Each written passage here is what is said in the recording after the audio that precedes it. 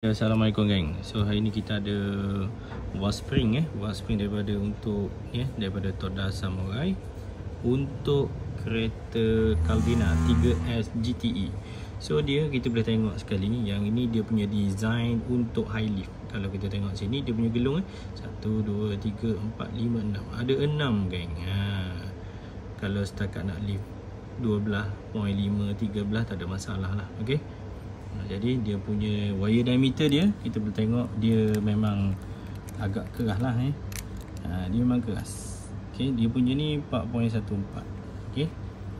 So dia punya kalau orang kata nak tengok boleh compare. Okey. 43 dia punya panjang. Dia punya diameter dia 27. Dia punya inside diameter dia 90.36. Okey. So yang ni memang padu lah geng. Okey.